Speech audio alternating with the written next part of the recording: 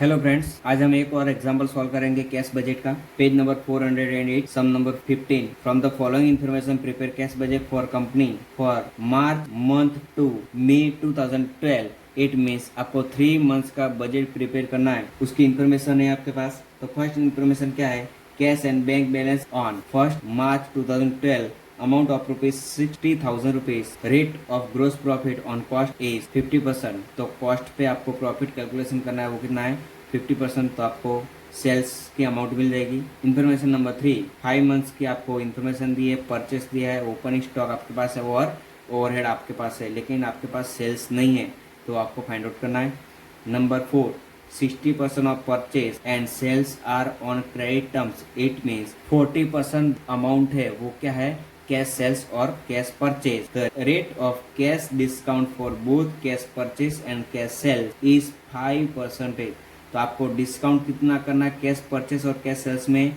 5%। लेकिन आपको एक बात याद रखनी है कि यहाँ पे 60% जो परचेज एंड सेल्स है वो क्रेडिट सेल्स है, तो उस पर आपको कैश डिस्काउंट नहीं करना है। तो आपको कैश डिस्काउंट करना है, लेकिन वो सिर्फ कैश एंट्री पे ही आपको कैलकुलेट करना है। Number 5, a new machine is to be brought for rupees 2,40,000 in the April 2012। The payment of which is to be 50% again the delivery and the remaining amount in the subsequent month। तो 50% आपको at the time of delivery payment करना है, जब भी आपने purchase किया तब, और रिमेनिंग अमाउंट आपको नेक्स्ट सब्सिक्वेंट मंथ में आपको पेमेंट करना है, और subsequent month means second month, next month में। Number 6, another machine costing of rupees 1 lakh is to be purchased by installment in the April 2012। 20% amount is to be paid at the time of agreement and the rest amount is to be paid by 4 equal monthly installment with 12% interest per annum। तो आपको interest calculate करना है, लेकिन interest कितना है? 12% per annum. 7 number, time lag credit sales का जो time लेगा वो कितना है? 1 मंथ। तो जो क्रेडिट सेल्स की जो भी अमाउंट आएगी वो आपको पेमेंट मिलेगा नेक्स्ट मंथ के बाद, तो वो करंट मंथ के बाद नेक्स्ट मंथ में आपको पेमेंट मिलेगा। Credit purchase half month, it means 15 days. तो जो भी हमने क्रेडिट परचेज किया है, क्रेडिट परचेज की जो भी अमाउंट आएगी तो उसका पेमेंट आपको कब करना है? 50% पेमेंट आपको करंट मंथ में करना है और 50% पेमेंट आपको नेक्स्ट मंथ में करना। ओवरहेड 1/4 मंथ, और 1/4 दिया है तो जो भी एग्जाम्पल में अमाउंट दी है, फ्रैक्शन दिया है, तो वो अमाउंट आपको मल्टीपल करना है। 1/4 मल्टीपल बाय आपको अमाउंट करनी है, जो भी अमाउंट आएगी वो नेक्स्ट मंथ में आपको कैरी फॉरवर्ड करनी है। 8 number, monthly depreciation on fix asset is to be rupees 10,000 is included in the overhead. तो फ्रेंड्स यहाँ पे डेप्रिसिएशन है, तो डेप्रिसिएशन आपके नॉन कैश एक्सपेंस है, तो वो आपको टोटल ओवरहेड में से आपको लेस करना, जो भी अमाउंट आएगी उसका पेमेंट आपको 1/4 के हिसाब से आपको कैलकुलेट करना है। तो फर्स्ट में आपको कैलकुलेशन करना है, लेकिन उसके लिए सेल्स चाहिए, तो सेल्स की इंफॉर्मेशन आपके पास नहीं है। तो एडजस्टमेंट नंबर फर्स्ट, तो एडजस्टमेंट नंबर फर्स्ट में क्या बोला है? Cash and bank balance on 1 April 2012, amount of rupees 60,000। It is opening balance for the month of March month, opening cash balance amount of rupees 60,000। second adjustment, rate of gross profit on cost is 50%। तो आपको first में क्या find out करनी है? Cost price find out करनी है। तो cost price का इक्वेशन क्या है? तो COGS फर्स्ट में फाइंड आउट करना पड़ेगा। क्या फाइंड आउट करना पड़ेगा? COGS।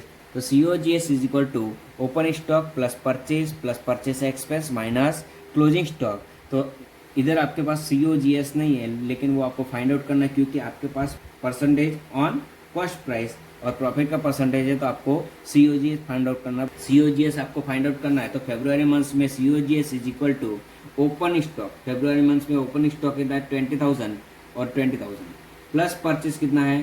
2,40,000 minus closing stock.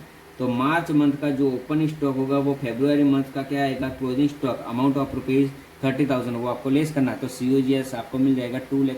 फिर आपको एडजस्टमेंट नंबर 2 में क्या बोला है? Rate of gross profit on cost price is 50%। तो जो भी कॉस्ट प्राइस आपको आई है 2,30,000 प्लस आपको प्रॉफिट करना 50%, तो आंसर आएगा 1,15,000 रुपीज। ये आपका प्रॉफिट की अमाउंट आपको मिल गई। तो टोटल सेल्स आपको इंक्लूड करना है, प्रॉफिट प्लस COGS इंक्लूड करेंगे तो आपका आंसर कितना आएगा? 3,45,000। ये आपका टोटल सेल्स होगा। अभी आपको एडजस्टमेंट नंबर 4 क्या बोला है? 60% of purchase and sales are on credit terms. 60% credit terms है तो 40% क्या आएगा, कैश सेल्स आएगा। तो 60% में अमाउंट कितनी आएगी, 2,07,000 रुपीज। और वो पेमेंट आपको कब मिलेगा, तो adjustment number 7, time lag credit sales की टाइम लेग कितनी है, 1 मंथ। फेब्रुआरी मंथ में हमने सेल्स किया, उसकी अमाउंट कब मिलेगी, मार्च मंथ में मिलेगी। वैसे आपको कैलकुलेशन करना है मार्च, तो COGS is equal to open stock. तो ओपन स्टॉक कितना है मार्च मंथ का, 30,000 rupees plus purchase is 2,80,000 rupees minus closing stock. April month का ओपनिंग स्टॉक है वो मार्च मंथ का क्लोजिंग स्टॉक आएगा 50,000, वो आपको प्लस माइनस करना COGS मिल जाएगा। प्लस आपको प्रॉफिट इंक्लूड करना है 50%, क्योंकि 50% आप ऑन कॉस्ट प्राइस बोला है, तो कॉस्ट प्राइस आपको मिली है 260 प्लस 50% 1,30,000, टोटल सेल्स इज 3,90,000। ये आपको क्या मिला, टोटल सेल्स मिली। उसमें से 60% purchase and sales are on credit terms, वो 60% जो भी अमाउंट आएगा वो क्रेडिट परचेस और सेल्स है, और remaining 40% amount is cash purchase और सेल्स। तो 40% अमाउंट कितनी आएगी, 1,56,000। और उसमें एडजस्टमेंट क्या है, rate of cash discount for both cash purchase and cash sales is 5% है। तो उसमें से आपको 5% आपको डिस्काउंट लेस करना है। तो 1,56,000 माइनस 5%, अमाउंट कितनी आएगी 5% की, 7,800। तो टोटल आपका कैश सेल्स आएगा 1,48,200।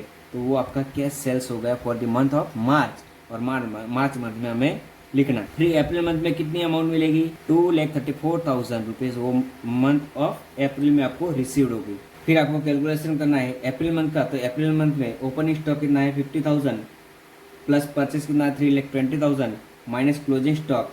मई मंथ का ओपनिंग स्टॉक है वो अप्रैल मंथ का क्लोजिंग स्टॉक हो जाएगा 60,000, प्लस माइनस करेंगे आंसर कितना आएगा 3,10,000 रुपीज, प्लस आपका प्रॉफिट 50%, तो वो प्लस करेंगे तो टोटल आपको सेल्स मिलेगा 4,65,000। उसमें से 40% कैश सेल्स है और 60% इस क्रेडिट सेल्स है। तो 40% कैश सेल्स की अमाउंट कितनी आएगी, 1,86,000। उसमें से 5% आपको कैश डिस्काउंट है, तो वो आपको लेस करना है। तो 9,300 रुपीज़ वो आपको कैश डिस्काउंट आपको लेस करेंगे, तो आपको नेट अमाउंट रिसीव होगी कैश सेल्स की 1,76,700। और 60% अमाउंट है वो क्रेडिट सेल्स है, तो उसकी अमाउंट कितनी आएगी 4,65,000 मल्टीपल बाय 60%, आंसर इज 2,79,000। वो आपकी क्रेडिट सेल्स की आपको अमाउंट रिसीव होगी इन द मंथ ऑफ मे। और मे मंथ का कैलकुलेशन करना है, ऐसे ही आपको कैलकुलेशन करना है। Total open stock is 60,000 plus purchase is 3,60,000 minus closing stock is 55,000, plus minus करेंगे आंसर कितना आएगा 3,65,000। उसमें 50% आपको प्रॉफिट आपको इंक्लूड करना है 1,82,500, ऐड करेंगे तो आपका टोटल सेल्स मिलेगा 5,47,500।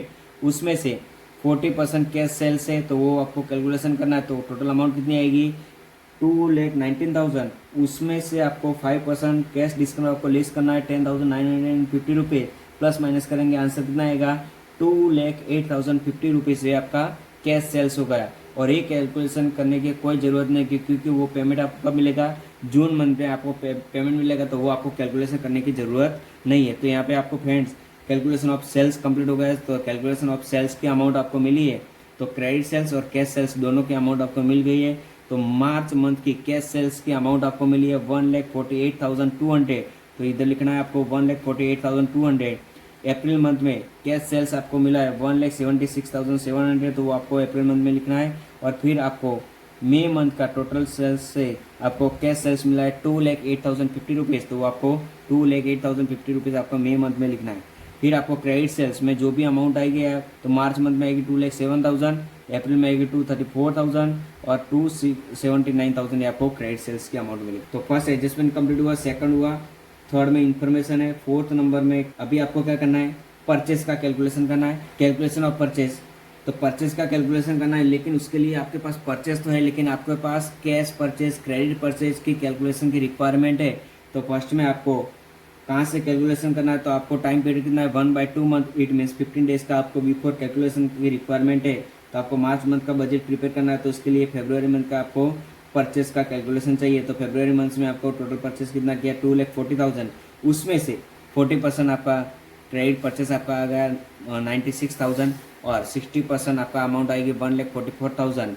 उसमें से 50% अमाउंट आपको रिसीव होगी इन द सेम मंथ और 50% रिसीव होगी नेक्स्ट मंथ में, क्योंकि 1/2 बोला है। 15 डेज का आपको पेमेंट वापस आपको करना है, पेमेंट क्रेडिटर्स को आपको पेमेंट करना है। लेकिन वो 50% अमाउंट आपको कैलकुलेशन करना है, लेकिन वो सिर्फ क्रेडिट परचेज का ही कैलकुलेशन करना है। 1,44,000 का 50% अमाउंट कितना आएगी, 72,000, वो क्रेडिट परचेज हो गया। Now calculation of March month, और मार्च मंथ में टोटल परचेज आपके पास कितना है, 2,80,000, उसमें से 40% is cash purchase and 60% is credit purchase. तो कैश परचेज जो भी अमाउंट आई है 1,12,000, उसमें से 5% आपको डिस्काउंट रिसीव होगा, तो लेस 5% है, जो भी अमाउंट आएगी 5,610 रुपीज़, तो वो आपको लेस करनी है। 1,12,000 में से आपको 5,610 रुपीज़ लेस करनी है, तो आपको नेट अमाउंट आपको पेमेंट करनी है 1,06,400 आपको नेट अमाउंट पेमेंट करनी। नेक्स्ट जो क्रेडिट परचेस है आपके पास 1,68,000, उसमें से 50% amount payment in the same month, it means March month का पेमेंट मार्च में ही करना है, और 50% payment in the next month में आपको पेमेंट करना है 84,000। ऐसे आपको कैलकुलेशन करना है अप्रैल मंथ का। तो टोटल परचेस आपके पास है 3,20,000, उसमें से 40% आपका क्रेडिट कैश परचेस है और 60% इस क्रेडिट परचेस है। तो कैश परचेस जो भी आएगा उसमें से आपको 5% आपको डिस्काउंट रिसीव होगा, अमाउंट ऑफ रुपीज 6,400 रुपीज़, वो आपको लेस करना है 1,28,000 में से। तो टोटल आपको पेमेंट करना 1,21,600। रिमेनिंग 60% जो भी अमाउंट है 1,92,000, उसमें से 50% आपको पेमेंट करना है अप्रैल मंथ में, और 50% पेमेंट करना है इन दी मंथ ऑफ मे में। वैसे आपको कैलकुलेशन करना है वो मे मंथ का। टोटल परचेज आपके पास है 3,60,000, उसमें से 40% वो कैश परचेज है, 60% is credit purchase. 1,44,000 minus 7,200 rupees, ये क्या है, 5% डिस्काउंट है, तो वो आपको लेस करना है। तो टोटल आपको पेमेंट करना है 1,36,800, और 2,16,000 रुपीज़ जो भी अमाउंट आया 60% के हिसाब से क्रेडिट परचेज, उसमें से 50% आपको सेम मंथ में, इट मीन्स मे में कैलकुलेशन करना, और यही कैलकुलेशन की जरूरत नहीं है। तो आपको मार्च का टोटल करना है, मई का करना है, और अप्रैल का टोटल करना है। तो मार्च मंथ में कैश परचेज आपने कितना किया, 1,64,400। तो मार्च मंथ का टोटल आपने परचेज किया कैश परचेज 1,06,400, और अप्रैल मंथ में टोटल परचेज कैश परचेज वो कितना है 1,21,600, और मई मंथ में कैश परचेज 136,800। और क्रेडिट परचेज जो भी अमाउंट आई है क्रेडिट परचेज 72,000 प्लस 82,000, आंसर आएगा 156,000। तो 156,000 आपको क्रेडिट परचेज का पेमेंट करना है in the month of March. जैसे आपको कैलकुलेशन किया है अप्रैल मंथ का जो भी पेमेंट करना है, तो वो अप्रैल मंथ का कितना पेमेंट आएगा 84,000 प्लस 96,000, टोटल आएगा वो आप 1,80,000। और मई मंथ का टोटल आएगा आपको 96,000 प्लस 1,08,000, तो आपको टोटल पेमेंट करना credit purchase in the month of may, amount of rupees 2,04,000, ये आपको क्रेडिट परचेज का कैलकुलेशन हो गया। फिर आपको क्या करना है, परचेज की इन्फॉर्मेशन कंप्लीट हो गई और सेल्स की इन्फॉर्मेशन कंप्लीट हो गई, तो इट मीन्स आपको fourth adjustment is complete. Now adjustment number 3, a new machine is to be brought for rupees 2,40,000। Total आपने मशीनरी परचेज की amount of rupees 2,40,000 in the month of April, the payment of which is to be made 50% again the delivery and remaining amount in the subsequent month. तो 2,40,000 का जो भी हमने machinery purchase किया उसमें से 50% सिमिलर मंथ, इट मीन्स आपको अप्रैल में पेमेंट करना है 1,20,000, और 50% इट मीन्स 1,20,000 पेमेंट करना है in the month of May. तो purchase of machinery 1,20,000 in the month of April, or 1,20,000 in the month of May. Now adjustment number 6, another machine costing of rupees 1 lakh is to be purchased by installment in the April month 2012। कब purchase किया हमने, April month में purchase किया, लेकिन उसमें क्या बोला है 20% amount is to be paid at the time of agreement. जब भी हमने एग्रीमेंट किया परचेस का उस टाइम ने हमने पेमेंट किया कितना किया 20%, तो 1 lakh multiple by 20%, purchase of machinery 20,000 rupees. Next उसमें क्या लिखा आगे, is to be paid at the time of agreement and rest amount is to be paid by the 4 equal monthly installment with 12% interest. तो remaining amount कितनी है 80% amount है, 80% में आपकी अमाउंट कितनी आएगी 80,000। तो 80,000 पे आपको इंटरेस्ट पेमेंट करना है, ईयरली इंटरेस्ट कितना है 12%, लेकिन आपको 4 मंथली इंस्टॉलमेंट है, तो इसके लिए आपको 4 मंथ का इंटरेस्ट कैलकुलेशन करना, तो वो कैलकुलेशन कर लेते हैं। तो calculation of machinery adjustment number 6, तो कैलकुलेशन नंबर 4 एडजस्टमेंट नंबर 6, जो अप्रैल में हमने मशीनरी परचेस किया 1 लाख रुपीज का, उसमें से 20% कैश, ये जो 12% इंटरेस्ट है वो पर एनम है। तो आपको 4 मंथ का आपको इंटरेस्ट कैलकुलेशन करना है, तो 4 मंथ का इंटरेस्ट आपको 80,000 प्लस 4%, आंसर कितना आएगा 83,200 divided by 4 equal monthly installment, meaning को जो भी अमाउंट आ रही है वो 4 इक्वल मंथली इंस्टॉलमेंट में आपको पेमेंट करना है। तो मंथली नेक्स्ट मंथ में आपको पेमेंट कितना करना है 20,800 आपको नेक्स्ट मंथ में आपको पेमेंट करना है। तो आपको पेमेंट में लिखना है पेमेंट ऑफ मशीनरी। फर्स्ट में हमने जो at the time of delivery 20,000 payment किया और 20,800 वो क्या है फर्स्ट इंस्टॉलमेंट। तो adjustment number 6 complete now. Adjustment number 7 credit sales 1 month, ये कंप्लीट हो गया। क्रेडिट परचेज 1/2 मंथ, ये भी कंप्लीट हो गया। Overhead 1/4 month. लेकिन उससे पहले एडजस्टमेंट नंबर 8 का कैलकुलेशन जरूरी है, क्योंकि monthly depreciation on fix asset amount of ₹10,000 is included in the overhead.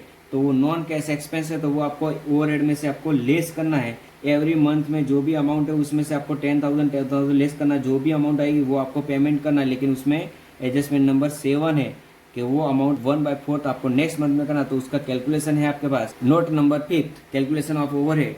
फरवरी मंथ का आपको कैलकुलेशन रिक्वायरमेंट है, क्योंकि जो भी ओवरहेड्स है उसमें से 1/4 payment in the next month. तो आपके पास फरवरी मंथ का ओवरहेड्स कितना है 40,000, उसमें से डेप्रिसिएशन कितना है 10,000, वो आपको लेस करना। तो अमाउंट कितनी आएगी 30,000। 30,000 में से 1/4 मंथ, उसका मीनिंग 1/4 अमाउंट आपको नेक्स्ट मंथ में करना। तो वो अमाउंट कितनी आएगी 7,500 आपको मार्च में पेमेंट करना है।